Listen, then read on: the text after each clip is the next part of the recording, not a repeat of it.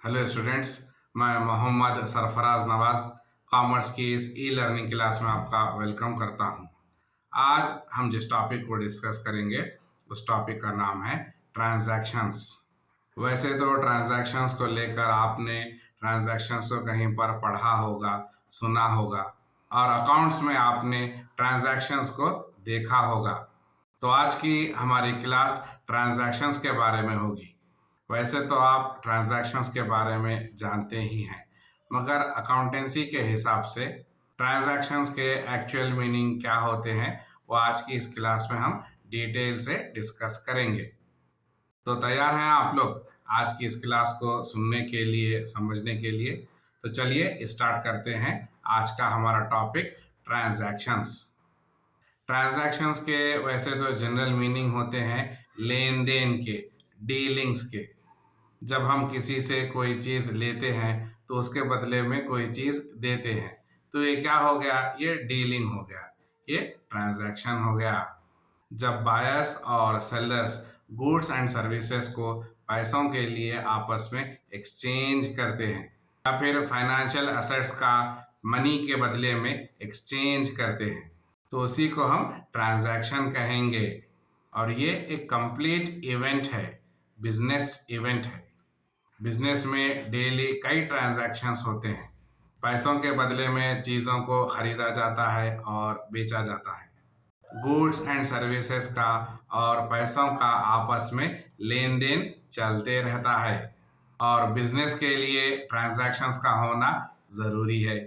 और बिजनेस के जितने भी फाइनेंशियल ट्रांजैक्शंस होते हैं उन पर ट्रांजैक्शंस का मॉनेटरी इम्पैक्ट पड़ेगा और बिजनेस में जितने भी ट्रांजैक्शंस होंगे उनको as entry in financial records में रिकॉर्ड किया जाएगा।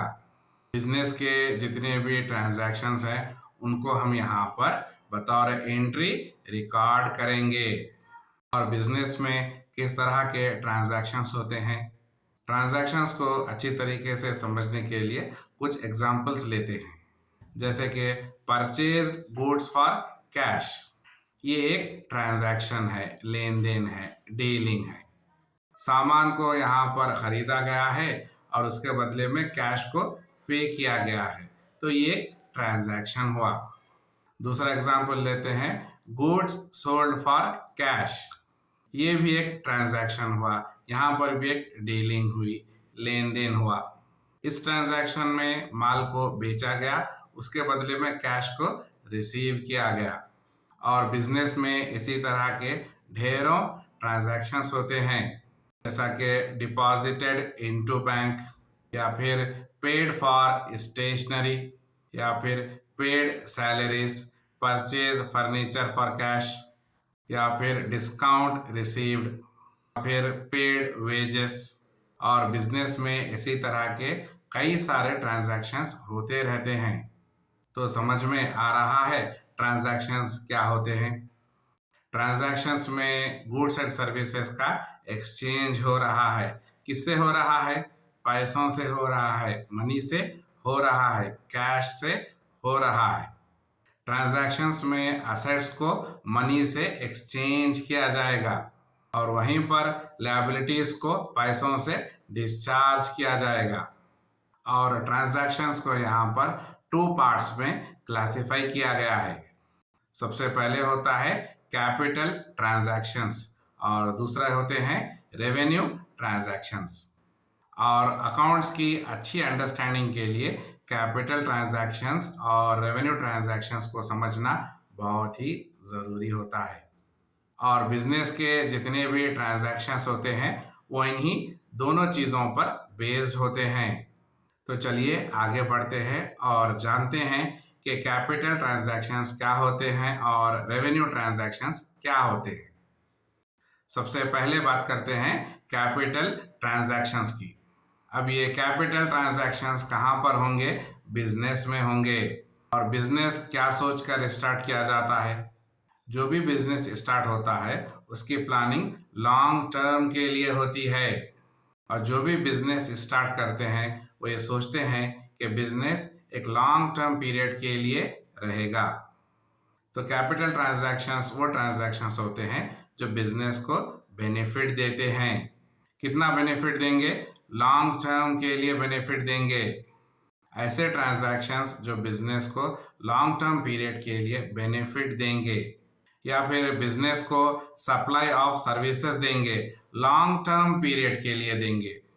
तो ऐसे ट्रांजैक्शंस जो बिजनेस को लॉन्ग टर्म बेनिफिट देते हैं, तो उनको हम क्या कहेंगे? उनको हम कैपिटल ट्रांजैक्शंस कहेंगे। बिजनेस के लिए कैपिटल ट्रांजैक्शंस क्या हो सकते हैं?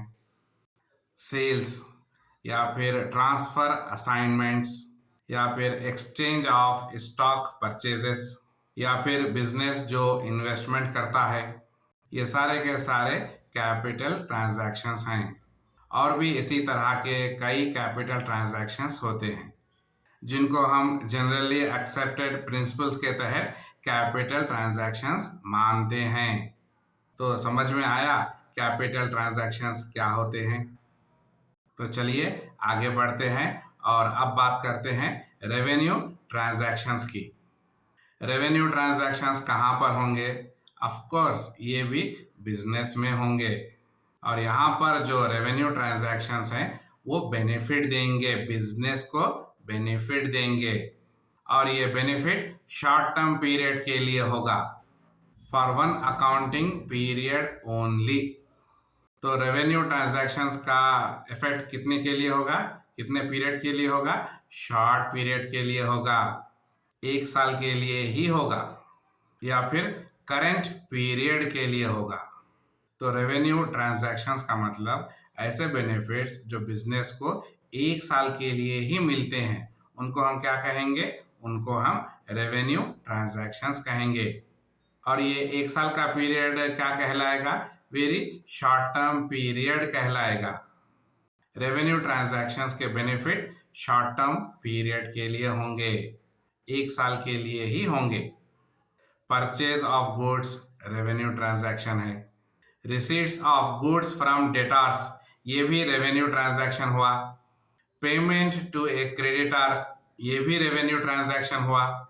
पेमेंट ऑफ इंटरेस्ट, या फिर परचेज और सेल ऑफ फिक्स्ड एसेट्स, या फिर पेमेंट ऑफ डिविडेंड।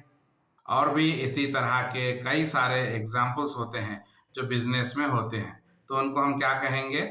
उनको हम रेवेन्यू ट्रांजैक्शंस कहेंगे, जिनके बेनिफिट्स बिजनेस सिर्फ 1 साल के लिए लेता है, 1 साल के लिए शॉर्ट टर्म पीरियड के लिए ही लेता है। तो उसी को हम रेवेन्यू ट्रांजैक्शंस कहेंगे। तो समझ में आया ट्रांजैक्शंस क्या होते हैं?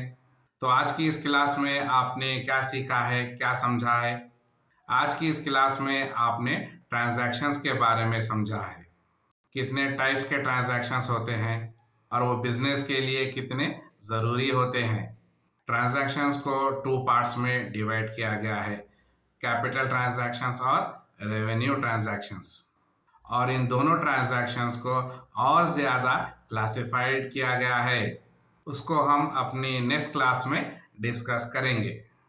आई होप कि आपको आज की ये ट्रांजैक्शंस की क्लास समझ में आई होगी। तो हमारी इस क्लास को यहीं पर रोकते हैं और मिलते हैं अपनी नेक्स्ट क्लास में। तब तक के लिए अपना ख्याल रखिए और अपडेट होते रहिए और हर रोज़ कुछ नया सीखिए। Thank you.